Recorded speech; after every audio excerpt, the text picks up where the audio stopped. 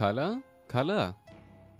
কিছুক্ষণ আগেই বাসায় ফিরেছে আকাশ। শরীর ক্লান্ত। রহমান চৌধুরীর থেকে মোটা অঙ্কের টাকা নিয়ে এসেছে সে। টাকাগুলো নিজের রুমে রেখে এসে কেবল ড্রয়িং রুমে বসেছে সে। আকাশ বাবা, তুমি আইছো? কিছু লাগবে তোমার?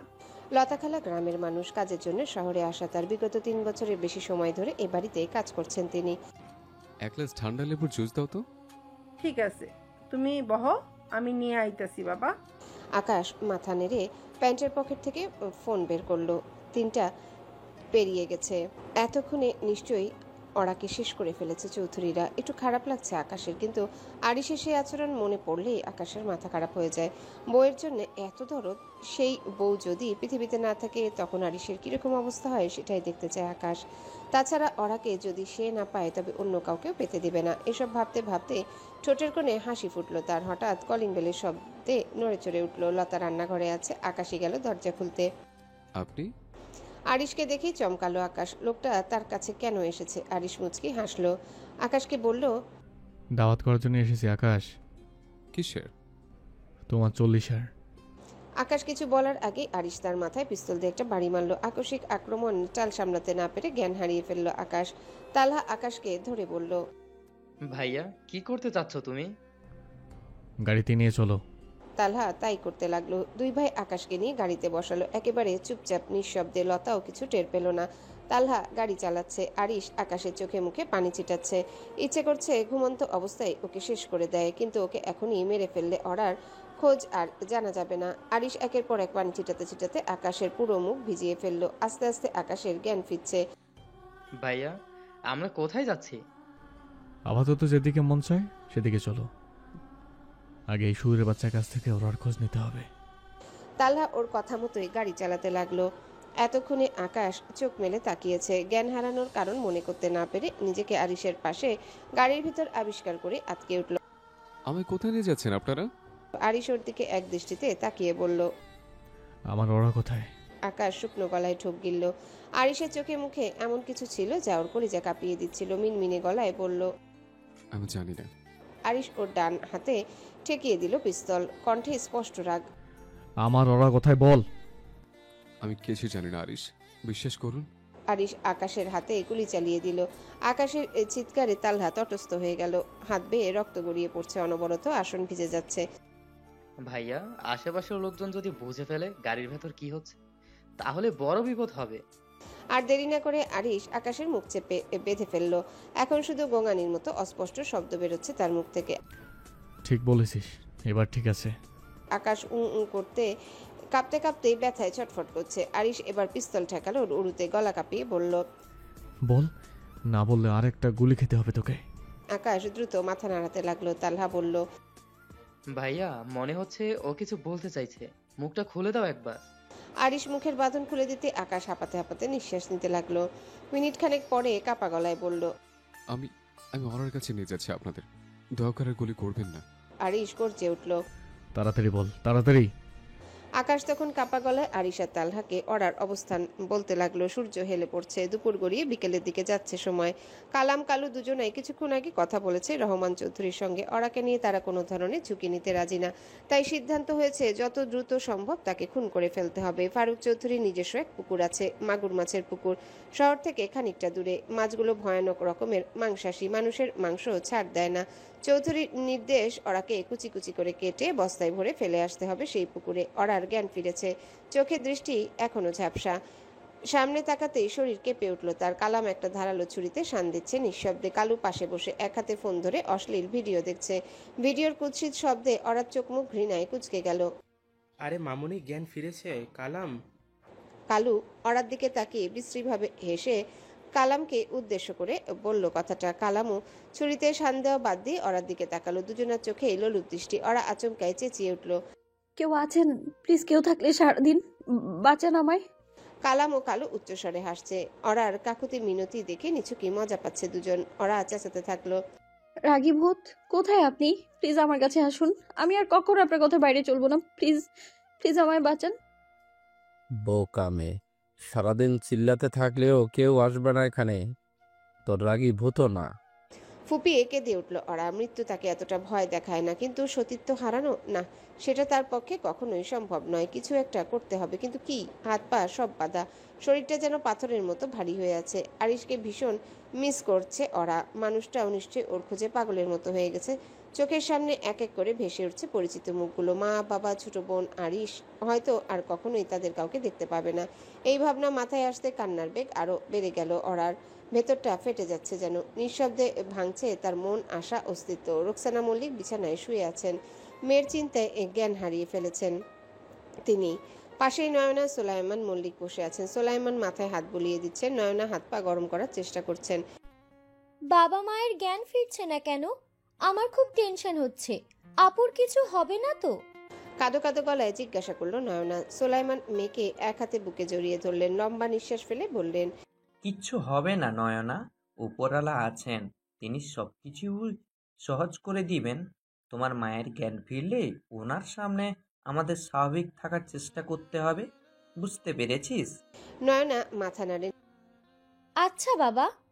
নির্দিষ্ট স্থানে এসে গাড়ি থামিয়েছে তালহা, কিন্তু এত বড় জায়গায় ওরা কোথায় আছে সেটা সরাসরি জানে না আকাশ। চৌধুরীদের মুখে শুধু এতটুকুই শুনেছিল, মোহনপুরের পোড়া বাড়িতে ওরাকে রাখা হবে। আরিশ এরই মধ্যে আশেপাশের অনেকটা জায়গা খুঁজে ফেলেছে, কিন্তু এখানে দূর দূরান্ত পর্যন্ত কেবল জঙ্গলে ঘেরা, না আছে কোনো মানুষজন আর না আছে কোনো ঘর বাড়ি। তালহা আকাশকে হাত পা বেঁধে গাড়িতে লক করে এসেছে। দুই ভাই মিলে এখন ওরাকে খুঁজছে। ওরা ওরা কোথায়? তুমি কোথায়? খুঁজবো তোমায় আমি। চিৎকার করতে করতে দৌড়াচ্ছে আরিশ। তালহার চোখ ছলছল করছে। ভাইয়ের এমন অবস্থা তার পক্ষে সহ্য করা সম্ভব হচ্ছে না। আরিশ উদ্ভ্রান্তের মতো কাঁদতে কাঁদতে ছুটছে কেবল। প্রতিটা গাছের আড়ালে, লতা পাতা ঝোপের আড়ালে পর্যন্ত খুঁজছে তাকে, কিন্তু কোথাও পাচ্ছে না। আমার ওরার কিছু হলে আমি সবকিছু জ্বালিয়ে পুড়িয়ে ছাই করে ফেলবো। তালহা দৌড়ে গিয়ে আরিশকে শক্ত করে জড়িয়ে ধরলো। ভাইয়া প্লিজ শান্ত হও, এভাবে খুঁজলে ভাবিকে পাওয়া যাবে না। কিভাবে খুঁজলে পাবো বল? বল, বলিস না কেন? তালহা আরিশের পিঠে হাত বুলিয়ে দিয়ে বলল, তুমি শান্ত হও আগে, তারপর জঙ্গলের ওইদিকে চলো। ওইদিকে ঘন জঙ্গল মনে হচ্ছে। কিছুটা শান্ত হলো আরিশ। আশেপাশে সতর্ক দৃষ্টিতে তাকিয়ে বোঝার চেষ্টা করলো কিছু একটা। তারপরে একটা বুদ্ধি এলো মাথায়। গাড়ির দিকে এগোতে লাগলো সে। আকাশের অবস্থা শোচনীয়, সিটে পড়ে আছে সে, তবে জ্ঞান হারায়নি। আরিশ গাড়ির দরজা খুলে আকাশের চুলগুলো শক্ত করে ধরে দুই গালে থাপ্পড় দিতে লাগলো। ব্যথায় চেঁচিয়ে উঠল সে। কল দে চৌধুরী রে, জিজ্ঞাসা কর ওরাকে কোথায় রেখেছে। আর বলবি তুই ওরার সাথে একবার দেখা করতে চাস, পুরনো হিসাব বাকি আছে তোর। আকাশ কথা শেষ করার আগে আরো দু চারটা থাপ্পড় পড়তে লাগলো তার গালে। কেঁদে উঠল, বলল সে। আরিশের ঠোঁটের কোণে ক্রুড় হাসি ফুটে উঠল। আকাশের হাত খুলে ফেললো তালহা ওরাকে পেতে যতক্ষণ সময়। তারপর আকাশের জন্য কি অপেক্ষা করছে সেটা সে নিজেও জানে না। মাথা নিচু করে বসে আছে ওরা। কালাম তার দিকে এগিয়ে আসছে, মুখে তার বিশ্রী হাসি। ওরার সমানে চেঁচাচ্ছে, কিন্তু তাতে কালু ও কালামের কোনো ভ্রুক্ষেপ নেই। কালু বলল, ওর মুখটা বেঁধে ফেলতো, এত ক্যাচা ক্যাচ শুনতে ভালো লাগছে না। কি যে বলিস তুই? যত চাচাবি তত মজা। তুই দেখ, আমি আগে মধু খাই। কালামের কথায় খুব আনন্দ পেল কালু। সে ভালো মতো বসলো, যাতে সবকিছু ভালো করে দেখতে পারে। ইউ বিচ, আমার দিকে এগোবি না একদম। আমার স্বামী জানলে তোদের চুল পর্যন্ত খুঁজে পাওয়া যাবে না। ওহ তাই নাকি মামুনি? কালু এ কথা বলেই হাসে। কালাম ওরার হাত পায়ের বাঁধন খুলতে ওরা পালাতে চেষ্টা করে, কিন্তু কালাম পরপর কয়েকটা থাপ্পড় মারায় মাটিতে লুটিয়ে পড়ে ওরা। তুমি তুমি এখানে কেন এসেছো? কালুর কণ্ঠে বিস্ময়। তার কথায় কালামও তাকালো। আকাশ দাঁড়িয়ে আছে সামনে, হাতে রক্ত। কালাম এক পা করে ওরার দিকে থেকে সরে এসে আকাশের দিকে এগিয়ে গেল। কালুও উঠে দাঁড়িয়েছে। আকাশকে দেখে ঘৃণায় মাটিতে থুতু ছুড়ে দিল ওরা। ঠিক তখনই পরপর দুইটা গুলির শব্দ কাঁপিয়ে দিল চারিদিক। আতঙ্কে চিৎকার করে উঠল ওরা। মুহূর্তের মধ্যে মাটিতে লুটিয়ে পড়ল কালু ও কালাম। পায়ের মাঝ বরাবর গুলি করেছে আরিশ। তালহা তখন আকাশের পাশে দাঁড়িয়ে। আরিশ দৌড়ে এসে এক ঝাঁকুনিতে ওরাকে জড়িয়ে ধরল। গলা ছেড়ে কাঁদছে ওরা, কাঁপছে সমস্ত শরীর। আরিশের চোখে মুখে ভয়ানক এক রূপ, রাগ, উদ্বেগ আর ভালোবাসার বিস্ফোরণ। সে শক্ত করে জড়িয়ে ধরেছে ওরাকে, বুকের সঙ্গে আগলে রেখেছে ভালোবাসা আর প্রতিশ্রুতির মতো করে। পাখি তুই কাঁদিস কেন? কিচ্ছু হয়নি, কিচ্ছু না। শান্ত হ সোনা, জান আমার, আমি এসেছি। ওরা আরিশকে জড়িয়ে ধরে আছে, এতটা জোরে যেন আরিশ এক চুলও নড়তে না পারে। আরিশ আবার ওরার কপালে, চুলে, মাথার তালুতে এলোপাতারি চুমু খেলো কতগুলো। ভাইয়া এদেরকে কি করবে? পুলিশ পৌঁছে যাবে কিছুক্ষণের মধ্যেই। আরিশ সবার দিকে এক নজর দেখে নিল। অরার চোখ মুখ মুছে গালে হাত রেখে নরম কণ্ঠে শুধালো, তোমার গালে কে মেরেছে? কে ছুঁয়েছে তোমাকে? অরা ফুপিয়ে ফুপিয়ে কালামের দিকে ইশারা করলো। ওদের অবস্থা শোচনীয়। কেউ স্বপ্নেও ভাবেনি এই জায়গায় হঠাৎ করে আরিশ এসে হাজির হবে। সেজন্য সঙ্গে ছুরি ছাড়া আর কোনো অস্ত্রও ছিল না। ওরাকে টুকরা করে ফেলতে এনেছিল কয়েক রকমের ছুরি, কিন্তু এখন ওরাও যেন ছিন্ন ভিন্ন হয়ে পড়ে আছে মাটিতে। আরিশ ওরাকে শক্ত করে ধরে দাঁড় করালো, চোখ বুলিয়ে নিল চারিপাশে। চারিদিকে নির্জনতা, শুনশান, স্তব্ধতা। তারপর ওরার কপালে একটা নরম চুমু খেলো। 10 মিনিটের মধ্যে একটা ঘরে বসবে, চলো আমি আসছি এখনই। তুমি একদম ভয় পাবে না আমিন বাট। আচ্ছা। মৃদুস্বরে বলল ওরা। আরিশ তাকে একটা নিরাপদ ঘরে বসিয়ে এলো। অরার মুখে এখনো ভয় আর ক্লান্তির ছাপ। ওদিকে কালু আর কালাম ব্যথায় কাতরাচ্ছে, ছটফট করছে মাটিতে পড়ে। আকাশের অবস্থা সবচেয়ে করুণ, হাতে গুলির ক্ষত থেকে অনবরত রক্ত ঝরছে। তাহলে তুই যা এখান থেকে। কিন্তু ভাইয়া, যেতে বলছি। আরিশের কথার বাইরে যাওয়ার সাহস এখন কারো নেই। আহত সিংহের মতো হিংস্র হয়ে উঠেছে সে। তালহা আকাশকে ছেড়ে কিছুটা দূরে নিরাপদে সরে গেল। মাটিতে ধপ করে লুটিয়ে পড়ল আকাশ। আরিশ ধীরে ধীরে এগিয়ে গেল তার দিকে, হাতে কালোর শান দেওয়া ছুরি। পরনের শার্ট ছিঁড়ে আকাশের মুখ চেপে বেঁধে দিল। আর তারপরেই ঘটল এক ভয়াবহ দৃশ্য। আরিশ শুরু করলো আকাশের আঙ্গুলগুলো একে একে কুপিয়ে কেটে ফেলা। আকাশের আর্তনাদ মুখে বাধা পড়ায় কেবল শব্দে গুটিয়ে রইল। চারিপাশ রক্তে সিক্ত। আকাশের দুহাতের কাটা আঙ্গুলগুলো মাটিতে ছড়িয়ে আছে এলোমেলোভাবে। আরিশের চোখে তীব্র প্রতিশোধের আগুন, হাত ভর্তি রক্ত, ঠোঁটে এক তৃপ্ত বিকৃত হাসি। এই হাত দিয়ে আমার ওরাকে এদের কাছে পৌঁছে দিয়েছিল তাই না? কারি কারি টাকা নিয়েছিস এই হাত দিয়ে, তাই তো? চিন্তা করিস না, যতটা কষ্ট আমার জানবাচ্চাকে দিয়েছিস তার দ্বিগুণ কষ্ট দিয়ে মারবো তোকে আমি। আকাশ কিছু বলতে পারছে না। কালু আর কালাম কিংকর্তব্য বিমূঢ় হয়ে বসে আছে। এতদিন শুধু নিজেরা খুন করে এসেছে, আর চোখের সামনে এভাবে খুন হতে দেখে তারা অবাক হয়ে গেছে। আরিশ আস্তে আস্তে আকাশের চোখে ছুরির ফলা ঢুকিয়ে দিল। এবার যন্ত্রণায় মাটিতে লুটিয়ে পড়ে গলা কাটা মুরগির মতো ছটফট করছে আকাশ। লঘু পাপে গুরুদণ্ডের মতো ওরাকে চৌধুরীদের হাতে তুলে দেওয়ার জন্য প্রাণ যাচ্ছে আকাশের। আরিশ সময় নিল না, এবার একেবারে গলায় ছুরি ধরে আকাশের ভবলীলা সাঙ্গ করে দিল। কালাম আর কালু নিজেদের পরিণতি কি হবে সেই ভেবেই কাঁপছে। স্যার, আমাকে ছেড়ে দিন। আমি ম্যাডামের সাথে কিছু করিনি, গায়ে পর্যন্ত হাত দেইনি। কামাল কামাল কামাল ম্যাডামকে মেরেছে, অসভ্যতা করতে চেয়েছে। কালুর কথা শেষ হতেই কালাম চেঁচিয়ে বলল, আমি কিচ্ছু করিনি, সব চৌধুরীদের আদেশে হয়েছে। আমাদের ছেড়ে দিন স্যার, প্রাণ ভিক্ষা দেন। আরিশ মুচকি হাসলো, এগিয়ে গেল কালামের দিকে। আকাশকে টুকরো টুকরো করো, তারপর বস্তাবন্দি কর। চমকালো তারা। আরিশের মনোভাব বুঝতে পারলো না কেউই, তবে আরিশের কথার বাইরে গেল না কেউ। কিছু সময়ের ব্যবধানে আকাশের লাশ টুকরো টুকরো করে বস্তায় ভরে রাখলো কালু ও কালাম। যদিও এসব করতে বেশ কষ্ট হয়েছে তাদের। পায়ের যন্ত্রণায় ছটফট করছে দুজনায়। আরিশের ঠোঁটের কোণে রহস্যময় হাসি। হঠাৎ নিজের হাতের পিস্তলটা এগিয়ে দিল কালামের দিকে। এটা নিয়ে আর আমার হাতে গুলি কর। কালু ও কালাম দুজনের দিকে তাকালো এবার। তারপর বলল, কি বলছেন স্যার? যা বললাম তাই কর। কালাম বাধ্য ছেলের মতো তাই করলো। আরিশের বাম হাতে একটা গুলি করলো। গুলির শব্দে ওরা এবং তালহা দুজনেই চমকালো। তালহা আড়াল থেকে বেরিয়ে এলো। আরিশকে আহত অবস্থায় দেখে ছুটে এলো সে। ভাইয়া, কল দিয়ে দেখ পুলিশ কত দূর। বলবি তুই লুকিয়ে কল করেছিস, এরা আমাকে গুলি করেছে। কিন্তু তোমার পায়ে? যা বললাম তাই কর, কুইক। অনিচ্ছা সত্ত্বেও তালহা দূরে চলে গেল। আবার কালামের মনে ভয়, ওরার সাথে যা করেছে সে, তাতে কি আরিশ ছাড়বে তাকে? আচমকায় আরিশ কালামের কপাল বরাবর গুলি ছুড়ল। মুহূর্তে কালামের নিথর শরীরটা মাটিতে লুটিয়ে পড়ল। ভয়ে জোরে কেঁদে উঠল কালু। আরিশের পা জড়িয়ে ধরল সে। আমাকে মারবেন না স্যার, আপনি যা বলবেন সব করব, শুধু জান ভিক্ষা দেন।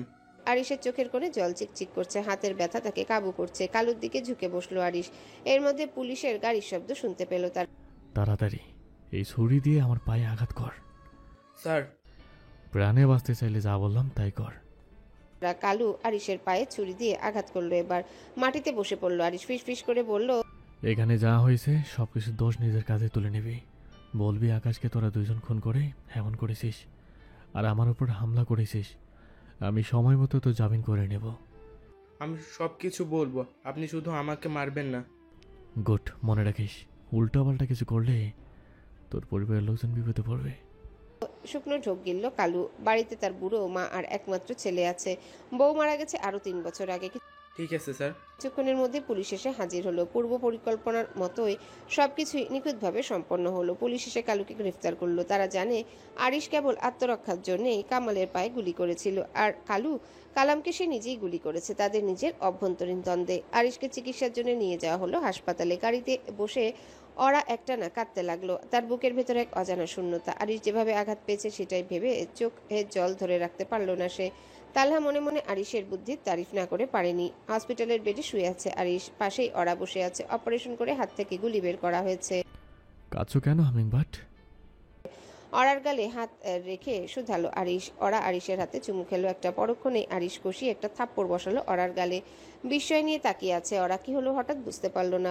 তোমাকে সকালে বলেছিলাম না রাতে আদর করব? এখন পাকনামি করে আকাশের সাথে গেলে। তুমি অবাধ্য না হলে এত সব হতো না। এখন এই হাত দিয়ে ঠিকমতো আদর করতে পারবো না তোমাকে। কুপিয়ে কেঁদে উঠল ওরা। আরিশের হাতটা ধরে আবারও চুমু খেলো সে। সরি রাগীভূত, আর কখনো আপনার কথার অবাধ্য হব না আমি। হলে আর আস্ত থাকবে না। শুকনো ঢোক গিলল ওরা। আরিশের ঠোঁটের কোণে হাসি ফুপিয়ে কেঁদে উঠল ওরা। আরিশের হাতটা ধরে আলতো করে একটা চুমু খেলো। আচ্ছা সরি রাগীভূত, আর কখনো আপনার কথার অবাধ্য হব না। হলে আর আস্ত থাকবে না। শুকনো ঢোক গিলল ওরা। এই মানুষটা চাইলে যা খুশি করতে পারে, সবই সম্ভব তার কাছে। আচ্ছা। কাপা গলায় বলল সে। চোখ নামিয়ে নিল। আরিশের ঠোঁটের কোণে হালকা হাসি খেললো। ইশারায় ওরাকে কাছে ডাকলো। ওরা ওর ইশারার মানে ঠিক বুঝে উঠতে না পেরে জিজ্ঞাসা করলো, কি? এদিকে আসো। বসে থাকা ওরা ধীরে ধীরে উঠে এসে আরিশের মাথার পাশে গিয়ে দাঁড়ালো। এখন চোখে আমার কপালে কিস করো। কিছুটা লজ্জা পেল সে, তবু অবাধ্য হলো না। বুকে একটু ঝুঁকে প্রিয় স্বামীর কপালে নরম করে একটা চুমু এঁকে দিল। আমারটা? নিচু স্বরে শুধালো সে। আরিশ একটু চমকে উঠল। বউটা নিজে থেকে চুমু চাইছে আজ। তোমার কি মনে হয় হামিংবার্ড তোমার বরকে এইসব নিয়ে কিপটেমি করে? তুমি না বললেও কিস করতাম। বলল আরিশ। চোখে সেই চেনা দুষ্টু ছিলিক। ওরা একটু ঝুঁকলো, কিন্তু আরিশ কপালে নয় সরাসরি ঠোঁটে মনোযোগ দিল। ঠোঁটে ঠোঁট ছুঁয়ে দিল আরিশ। হালকা ব্যথায় ভ্রু কুঁচকে উঠল ওরা। মিনিট দুয়েক পর সোজা হয়ে দাঁড়ালো সে। কিছু না বলে ঠোঁটে হাত রাখলো। মুখটা ফ্যাকাশে, চোখ দুটো যেন খানিকটা নরম অভিমানে ভরা। মুখটাই নষ্ট হয়ে গেছে ওরার। সবসময় চুমু দিতে গেলে রক্ত বের করে ছাড়ে লোকটা। আরিশ জিজ্ঞাসা করলো, কি হলো? ওরা ধীরে মাথা নাড়ল। কিছু না। ব্যথা পেয়েছো? এবার আরিশ একটু নরম কণ্ঠে শুধালো। ওরা যে ব্যথা পেয়েছে সেটা বুঝে গেছে হয়তো। ওরা নিচু গলায় বলল, সবসময় এমন কেন করেন? একটু আসতে দিলেও তো হয়, ব্যথা পেয়েছি আমি। আরিশ এবার একটু হাসলো না, গম্ভীরভাবে বলল, তোমাকে কষ্ট দিতে চাইনি হামিংবার্ড, কিন্তু তুমি জানো আমার আদরের ধরন এমনই। শুয়ে দিলে জলে পুড়ে খাকা হয়ে যায়। ওরা মাথা নিচু করে রইল। খুব আস্তে বলল, জানি। এবার আস্তে কপালে কিস দেব, কথা দিচ্ছি।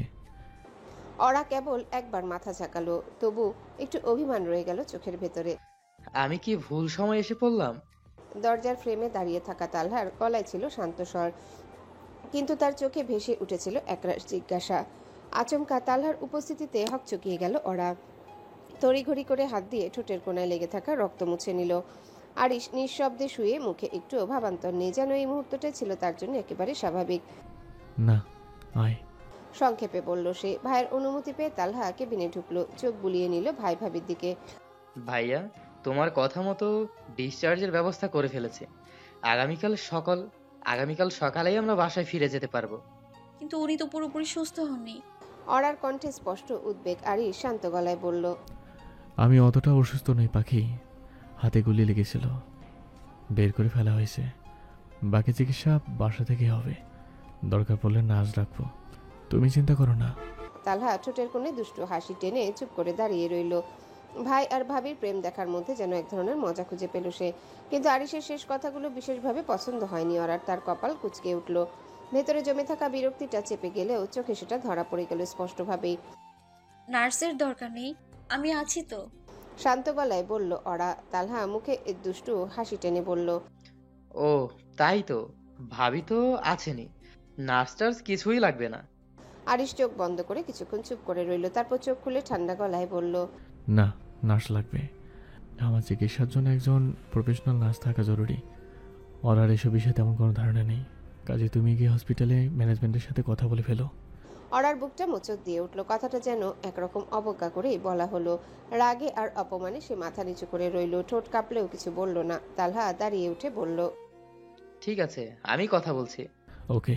তালহা বেরিয়ে যেতেই ঘরে একটা অস্বস্তিকর নীরবতা নেমে এলো। আরিশ মুচকি হাসছে, যেন খুব তৃপ্ত।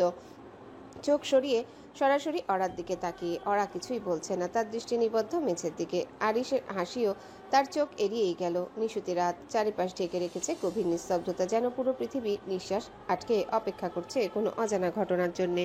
দূরে কোথাও একটা নেড়ি কুকুর ঘেউ ঘেউ করে উঠছে মাঝে মাঝে, আর তার ফাঁকে ফাঁকে ভেসে আসে দু একটা গাড়ির যান্ত্রিক শব্দ।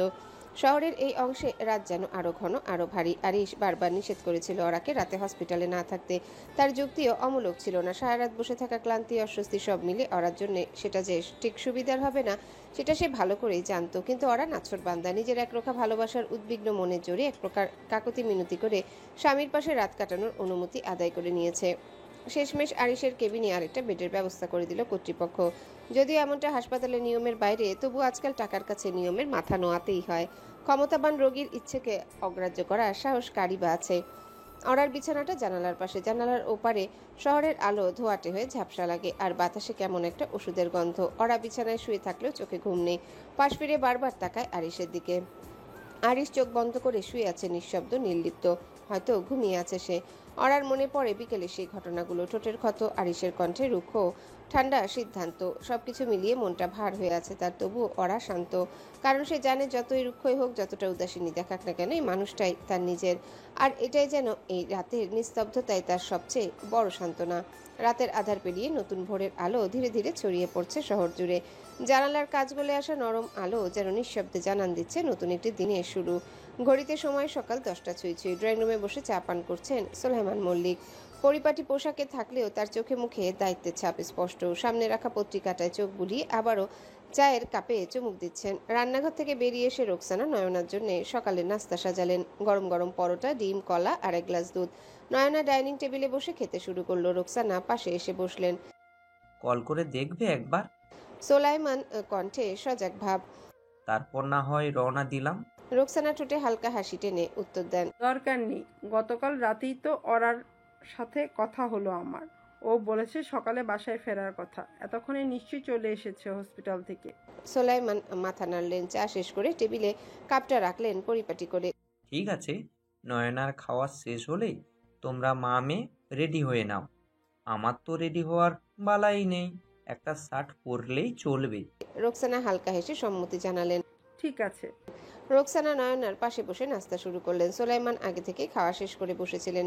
সকাল থেকে দরজার পাশে বারবার এসে দাঁড়াচ্ছিল তামান্না। শুধু প্রিয় ভাবির বিপদের জন্য নয়, তার সাথে আরিশ ভাইয়ের আহত হওয়ার খবরও তাকে অস্থির করে তুলেছে। এতগুলো বছর ধরে আরিশ ভাইয়ের আশ্রয়, আর আজ সেই মানুষটাই হসপিটাল থেকে ফিরছে আহত অবস্থায়।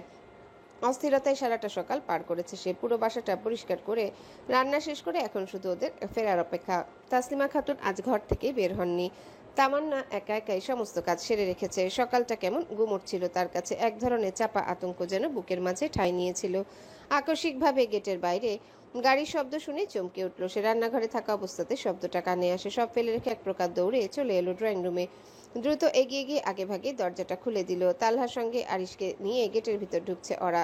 শান্ত ধীর ভঙ্গিতে হাঁটছেন তারা। আরিশের হাতে ব্যান্ডেজ বাঁধা, যদিও তার মুখে ক্লান্তির কোনো ছাপ নেই। পায়ে কেবল সামান্য কাটাছেঁড়ার দাগ, তেমন গুরুতর কিছু না। কিন্তু তালহা ঠিকই তাকে শক্তভাবে ধরে রেখেছে। ভাইকে একা ছেড়ে দেওয়ার মানুষ সে নয়। তাদের পেছনেই আসছেন একজন নার্স, সাথে প্রাথমিক চিকিৎসার সরঞ্জাম। তামান্নার চোখ অশ্রুসজল হয়ে উঠল। দরজার একপাশে দাঁড়িয়ে নীরব তাকিয়ে রইল সে। ভালোবাসার মানুষগুলোর সুস্থভাবে ফিরে আসাটা যে তার কাছে এক বিশাল স্বস্তির বিষয়। ভাবি, আপনি ঠিক আছেন তো? তামান্নার গলা কাঁপছিল উদ্বেগে। আমি ঠিক আছি। নরম গলায় জবাব দিল ওরা। মনে হচ্ছিল যেন চোখের পানি আটকে রেখেছে তামান্না। সামনে পেয়ে আর দেরি করলো না।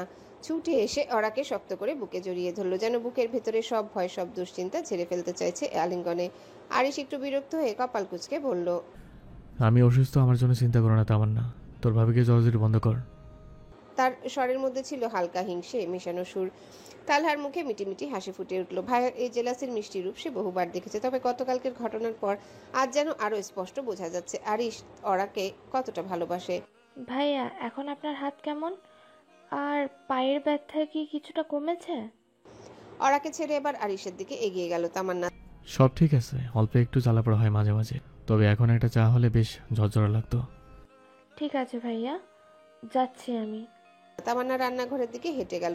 তালহা এবং নার্স রেবেকা ইসলাম মিলে আরিশকে ধরে দোতলার দিকে উঠানোর জন্য এগুলো, কিন্তু হঠাৎই ওরা এগিয়ে এসে তালহার পথ রোধ করে বলল, ভাই আপনাকে কষ্ট করতে হবে না, আর নার্স আপু আপনাকেও ওনাকে ধরতে হবে না, আমি নিজেই নিয়ে যাচ্ছি আরিশকে। তার চোখে ছিল দৃঢ়তা, কণ্ঠে ছিল যত্ন আর দখলদারির এক অদ্ভুত গম্ভীরতা। তালহা আর নার্স একে অপরের দিকে তাকিয়ে হালকা হেসে সরে গেল পাশে। কিন্তু আপনি কি সত্যি ওনাকে নিয়ে যেতে পারবেন? তালহার কণ্ঠে ছিল খুনসুটি সুর, চোখে মুখে দুষ্টুমির হাসি। ওটা একরকম ইচ্ছে করে বলল সে, ওরাকে হালকা করে চালানোর জন্যে। আরিশ তখন ঠোঁটে মুচকি হাসি ফুটিয়ে বলল, হ্যাঁ পারবে, নিশ্চয়ই পারবে। তুই যা, নিজের কাজ কর, আমাকে আমার বউ নিজেই নিয়ে যাবে রুমে। ওকে জাহাপানা, এলাম আমি, বিদায়। তালহা হাসতে হাসতে রান্নাঘরের দিকে পা বাড়ালো। আরিশ বিষয়টা খেয়াল করলো। এদিকে রেবেকা ইসলাম তখনও দাঁড়িয়ে। ওরা এবার তার দিকে তাকিয়ে বলল, দোতলার 3 নাম্বার রুমটা আমাদের, আপনি আগে যান, আমি ওনাকে নিয়ে আসছি। রেবেকা বিনয়ের হাসি হেসে মাথা নেড়ে ধীরে ধীরে সিঁড়ির দিকে এগিয়ে গেলেন। আর তখনই আরিশ হঠাৎ জিজ্ঞাসা করলো, তালহা রান্নাঘরে গেলে কোনো? প্রশ্নটা শুনে অরার মুখটা পড়ে গেল মুহূর্তেই। ভেতরে ভেতরে চমকে উঠল সে, বুকের ভিতর ধুকপুক করে উঠল এক অজানা শঙ্কায়। যদি আরিশ কিছু টের পায়, যদি তামান্না আর তালহার সম্পর্ক নিয়ে প্রশ্ন তুলে, এই সময় এই অবস্থায় এসব হলে তো পরিস্থিতি আরো জটিল হয়ে যাবে। একটু সামলে নিয়ে চোখ নামিয়ে ওরা বলল, এমনি হয়তো কোনো দরকার ছিল ওর, রান্নাঘরে কিছু লাগতে পারে। আরিশ গভীরভাবে তাকালো অরার চোখের দিকে। এক মুহূর্তে যেন থেমে রইল সময়। অরার ভেতরের উদ্বেগটা বুঝে ফেললো কি, নাকি স্রেফ ক্লান্ত হয়ে আর প্রশ্ন করলো না, বোঝা গেল না ঠিক। চলুন ঘরে যাই। কণ্ঠে তাড়াহুড়ার ছাপ স্পষ্ট। ওরা যেন যত তাড়াতাড়ি সম্ভব এই প্রসঙ্গটা থেকে সরে যেতে চায়। আরিশ এক ধরনের প্রশ্রয় মিশ্রিত সন্দেহের হাসি হাসলো, তারপর গম্ভীর ভঙ্গিতে বলল, মনে হচ্ছে তুমি কিছু একটা লুকাচ্ছ আমার কাছ থেকে। তুমি জানো হামিংবার্ড, তোমার ব্যাপারে আমি মারাত্মক আবার পজিটিভ, আর আমার রাগ যখন ওঠে তখন কিন্তু কন্ট্রোল থাকে না আমি। আমার এমন কিছু নেই যা আপনার কাছ থেকে লুকানোর প্রয়োজন আছে। শিওর? আরিশের চোখে এক ধরনের গভীর খোঁচা মেশানো দৃষ্টি। 100% শিওর, রাগী ভূত। মাথা দুলিয়ে বলল ওরা। হাউ কিউট রাগী ভূত। আরিশ খিলখিল করে হেসে ফেলল। চলো ঘরে, গতকাল রাতের আদরটা মিস হয়ে গেছে, এবার সেটা ফুলফিল করতে হবে না? ওরা এক ধাক্কায় থেমে গেল। মুখ গম্ভীর করে চোখ কুচকে কিছুটা রেগে বলল, রুমের মধ্যে তো রেবেকা সেবেকা বসে আছে। ঠোঁট কামড়ে হাসলো আরিশ। এমন রাগ আর হিংসার মিশ্রণে ফুঁসতে থাকা ওরাকে এসে দারুণ উপভোগ করছে। এখনো সিঁড়ি বেয়ে দোতলায় বারান্দায় উঠছে তারা। ও তাই নাকি? সমস্যা নেই, সুস্থ হয়ে উঠে আগে 2-3 দিন যাক না, তারপর না হয়। আরিশ ইচ্ছে করে বাক্যটা অসম্পূর্ণ রাখলো, যেন আগুনে একটু ঘি ঢালে। অরার চোখ মুখ দেখে বোঝা যায় মেয়েটা চূড়ান্ত বিরক্ত, তবুও সে শান্ত গলায় বলল, হ্যাঁ সেটাই, এখন ভেতরে চলুন, রুমের সামনে দাঁড়িয়ে আছি। হ্যাঁ চলো। আরিশের চোখে মুখে দুষ্টুমি ভর করেছে আজ, কিন্তু ওরা সেটা বুঝতে পারছে না বলেই ভেতরে ভেতরে রাগে জ্বলছে। ওরা আর আরিশ রুমে ঢুকতে রেবেকা সেখানে ছিল, চারিপাশ পরিষ্কার পরিচ্ছন্ন করে সাজানো। আরিশ তার খাটে বসে একটু হালকা করে চোখ বন্ধ করলো। যন্ত্রণা ও ক্লান্তির মাঝেও স্বস্তি খুঁজছে। হসপিটাল থেকে ফেরার পর শরীর এখন একটু বিশ্রামের দাবি করছে। ওরা আরিশের পাশে বসেছে। রেবেকাকে একদম সহ্য হচ্ছে না তার। রেবেকার বয়স কম, 25 হবে হয়তো, দেখতে সুন্দরী। রেবেকা ব্যান্ডেজ বদলানোর জন্য প্রস্তুত হয়ে পাশে একটা চেয়ার টেনে বসলো। তার সতর্ক নজর আরিশের হাতে আর পায়ের ক্ষতের উপর রাখা, যেন কোথাও কোনো সমস্যা না হয়। আপনি একটু রেস্ট নিন, তারপর আমি ক্ষতস্থান দেখে ব্যান্ডেজ করে দেব। আরিশ মাথা নেড়ে বলল। ওকে রূপেকা ম্যাম। মেজাজ বিগড়ে গেল অরার। ঢং করে আবার ম্যাম বলতে হবে কেন? যত সব আদিক্ষেতা। আচমকা পেছন থেকে কেউ এসে জড়িয়ে ধরে তামান্না চমকে উঠল। হাতের কাপটা পড়ে যাওয়ার উপক্রম হলো, কিন্তু পরক্ষণেই নিজেকে সামলে নিল, কারণ বুঝতে বাকি রইল না এই বাড়িতে তাকে এভাবে জড়িয়ে ধরার সাহস রাখে কেবল একজনই, মিস্টার তালহা। এইভাবে কেউ জড়িয়ে ধরে? যদি আপনার মা দেখে ফেলেন? তালহার কণ্ঠে নিষ্পৃহ ভঙ্গি। তখন যা হওয়ার হবে। আমি তো তোমার, আর তুমি আমার। না, ছাড়ুন, এখন কাজ করছি আমি। আচ্ছা ছাড়লাম। শোনো, রাতে ছাদে যাব, কল করব, সঙ্গে সঙ্গে চলে এসো। দয়া করে ঘুম ঘুম অভিনয় করে পালিয়ে যেও না। রাতে? কখন? গভীর রাতে, সবাই যখন ঘুমে ডুবে থাকবে। কেন? ভালোবাসতে। তামান্না তাকালো একটু থেমে, চোখে মুখে অনিচ্ছা কিন্তু গালে লুকানো একরাশ লালিমা। আচ্ছা, এখন আপনি যান, আমি জানিয়ে যাচ্ছি সবার জন্য, আপনার রুমেও দিয়ে আসবো। তাহলে তো ভালোই। আপাতত টাটা মিস তামান্না ভাতিয়া। তালহা চোখ টিপে হাঁটতে হাঁটতে বেরিয়ে গেল। তামান্নার ঠোঁটের কোণে হালকা হাসি, যার ব্যাখ্যা সে নিজেও দিতে পারে না। মনোযোগ সহকারে রেবেকার দিকে তাকিয়ে আছে ওরা। ব্যান্ডেজ চেঞ্জ করে দিচ্ছে সে। আরিশ চোখ বন্ধ করে শুয়ে আছে। অর্ধ উন্মুক্ত শরীরে আরিশকে এভাবে দেখে ওরার অসহ্য লাগছে বেশ, কারণ রেবেকাও আরিশকে দেখছে। বিষয়টা ওরার একদমই ভালো ঠেকছে না। ভাবি, দেখেন কারা এসেছে। আচমকা তামান্নার চিৎকারে চমকে উঠল ওরা। পাশে শুয়ে থাকা আরিশ ধীরে চোখ মেলে তাকালো। রেবেকা তখন চুপচাপ নিজের কাজে ব্যস্ত। আরিশের দিকে তাকিয়ে ওরা নিচু গলায় বলল, হ্যালো বন্ধুরা, পরবর্তী পার্ট খুব তাড়াতাড়ি আসবে, তো সবাই অপেক্ষায় থাকো। আর চ্যানেলটি যারা এখনো সাবস্ক্রাইব করোনি তারা পরবর্তী পার্ট দেখার জন্য চ্যানেলটি সাবস্ক্রাইব করে রেখো। ধন্যবাদ সবাইকে, আমাদের সাথেই থেকো।